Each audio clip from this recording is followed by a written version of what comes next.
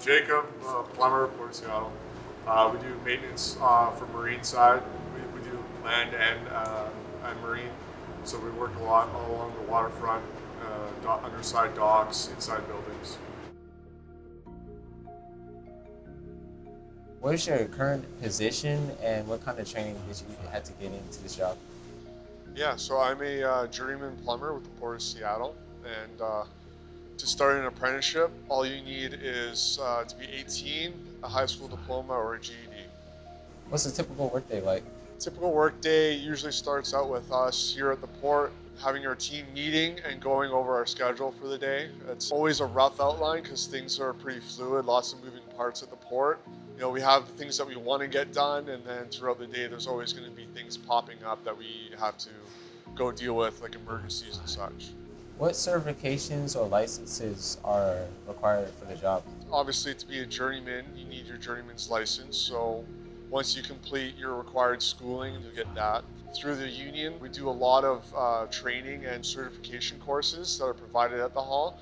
If you want to be able to get to the top of the list, you can make yourself more valuable. You are able to take courses that will give you certifications that will do that. What skills do you need to do well at your job?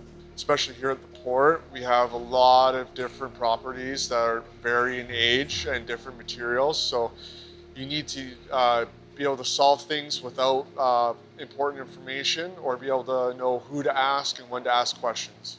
Who inspired you the most growing up and why? Pretty simple answer was my dad. He's a single parent, so everything that he did for me growing up, and obviously being able to look back and see the things that he went through and fought for to give me the life that I have, he would be the obvious choice. What was the biggest challenge that you had in your job and how did you overcome it? The one that I remember the most is we had a shutdown, and when somebody had built the building, they didn't build it thinking about the people who had to service it. So we had to spend 21 hours overnight chasing leaks in this apartment building so we could get the water turned on in the morning for everyone to go have their showers and their coffee when they went to work the next day. It was just hard work, and like I said before, problem solving, just figuring out what you need to do to get the job done in that moment. Why is your job important and how does it impact the port's job operations? Plumbing is important because everyone needs running water, and everyone needs a clean city, right? So we make sure everyone has clean, fresh drinking water, and that all the waste from kitchens and toilets to boats, whatever it comes from, goes to the right place to get treated.